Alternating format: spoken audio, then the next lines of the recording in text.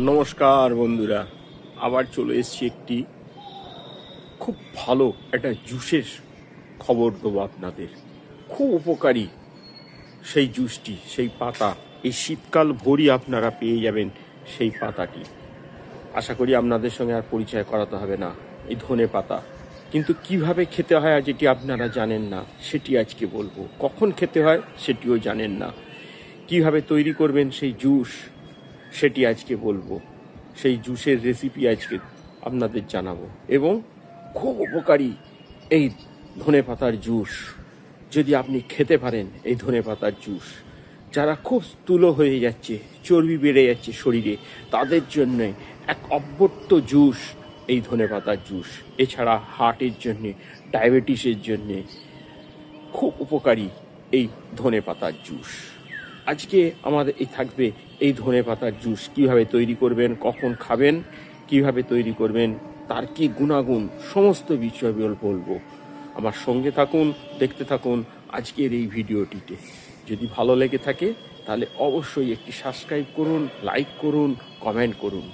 আমরা আপনাদের জন্য নিয়ে আসবো ভালো থাকা, প্রাকৃতিকভাবে ভালো থাকা, সুস্থ থাকার জন্য বিভিন্ন সময় তার গাছ, ফুল, ফলের কি গুণাগুণ সেই সম্বন্ধে জানাবো। আজকের বিষয় এই ধনেপাতা, যেটি সব জায়গায় পাওয়া যায় এই শীতকালে, সমস্ত জায়গায়। শীতকাল কেন, এখন মোটামুটি সব সময় পাওয়া যায় এই ধনেপাতা।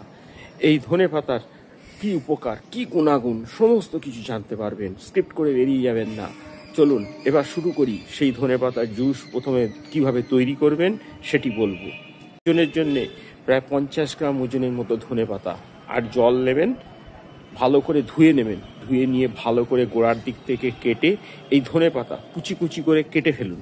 কেটে ফেলার পর সেই জল প্রায় ধরুন 200 গ্রামের মতো জল নিয়ে তাতে এই কুচি ফেলে দিন। ফোটান, অনেকক্ষণ ধরে ফোটান। জলের পরিমাণ কমে আসবে, কমে যাওয়ার পর দেখবেন একদম সবুজ হয়ে যাবে। সেটিকে ছেঁকে নিয়ে ঠান্ডা করে তাতে সামান্য নুন, স্বাদের জন্য সামান্য নুন এবং লেবু দিতে পারেন। খুব উপকার এই ধনেপাতার জুস। এই ধনেপাতার জুস যদি সকালবেলা খেতে পারেন, এর থেকে উপকারী জুস আর নেই। প্রাকৃতিকভাবে সুস্থ থাকার জন্যে এই জুস খুব উপকারী। কিভাবে তৈরি করবেন সেটি এবার দেখাবো এবং তার গুণাগুণ বলবো। এবার শুরু করব সেই ধনেপাতার জুস কিভাবে প্রথমে তৈরি করা হয় সেটি। গোড়াগুলো কেটে নিয়ে এই ধনেপাতা দেখতে পাচ্ছেন পুরো গাছ। এবার এটিকে কুঁচো করা হয়ে গেছে সেই ধনেপাতা। এই কুঁচো অবস্থায় এটিকে ভালো করে সিদ্ধ করব জলে, প্রায় 300 থেকে 300 ml জলেতে।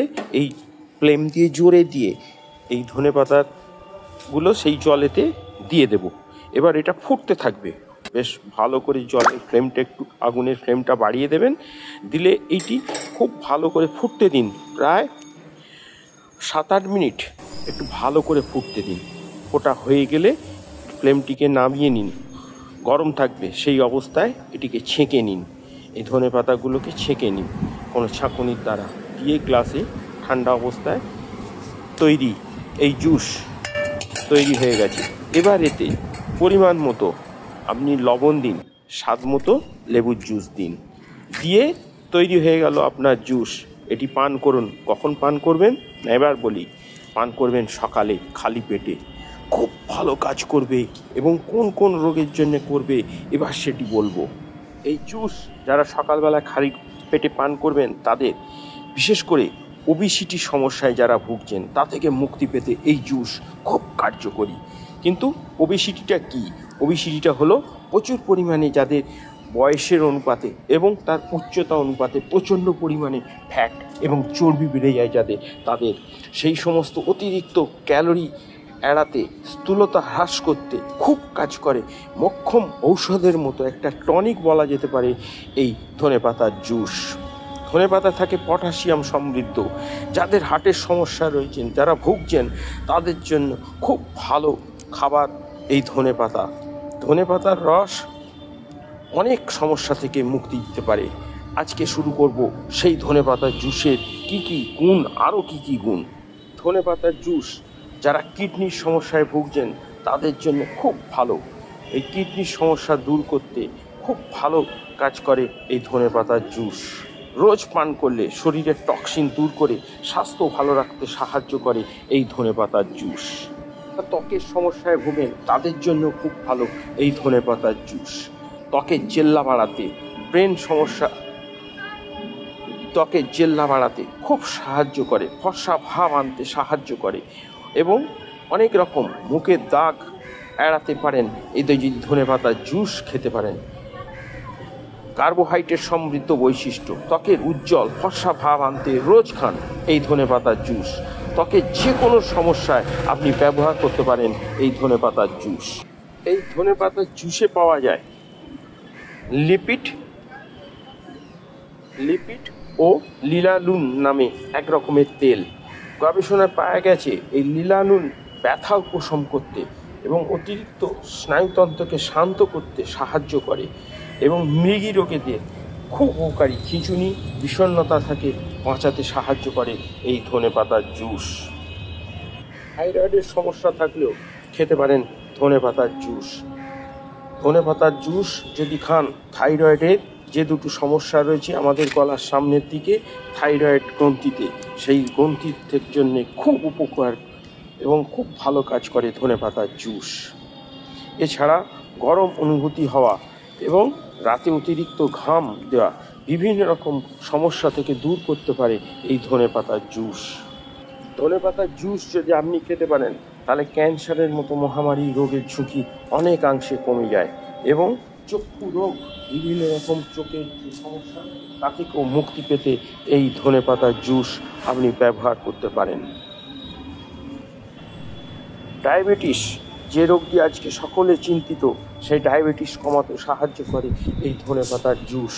যদি ধনেপাতার জুস খেতে পারেন তাহলে ইনসুলিন ব্যবহার না করতে পারলেও ডায়াবেটিস এই কারণে রক্তে শর্করাজনিত অসামঞ্জস্য দেখা দেয়। ন্যাশনাল লাইব্রেরি অফ মেডিকেল মনে করেন যে ধনেপাতার জুস প্রতিরোধ ক্ষমতা রয়েছে, তাই ডায়াবেটিসের জন্য খুব ভালো এই ধনেপাতার জুস। এছাড়া মন মেজাজ ভালো রাখতেও সাহায্য করে এই ধনেপাতার জুস। তাহলে বুঝতেই পেরেছেন কিভাবে তৈরি করবেন ধনেপাতার জুস, এবং ধনেপাতার জুস খেলে যে সমস্ত রোগ থেকে মুক্তি পাবেন। মাত্র 3 দিন যদি ব্যবহার করতে পারেন এই ধনেপাতার জুস আপনাকে অনেক উপকার দেবে। থাইরয়েডের রোগ থেকে শুরু করে ডায়াবেটিস, রক্ত স্বল্পতা, হৃদরোগ, চুলকানি, অ্যালার্জি এবং ক্যান্সারের মতো মহামারী থেকেও এবং স্থূলতা রুখতে সাহায্য করে এই ধনেপাতার জুস। আজকে আপনাদেরকে বললাম এই ধনেপাতার জুস কিভাবে তৈরি করবেন, কিভাবে খাবেন, সমস্ত কিছু জানিয়ে দিলাম। যদি ভালো লেগে থাকে তাহলে অবশ্যই একটি সাবস্ক্রাইব করবেন, লাইক করবেন, কমেন্ট করবেন। আমাদের সঙ্গে থাকুন, দেখতে থাকুন বিভিন্ন সময় আমাদের গ্রাম বাংলার নিত্য নতুন ভিডিও।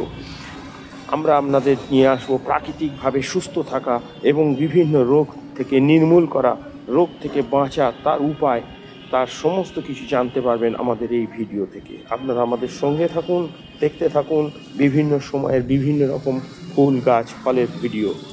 আজকের মতো আমি এখানেই শেষ করছি। আবার দেখা হবে আপনাদের সঙ্গে নতুন কোনো একটি গাছ ফুল ফলের ভিডিও।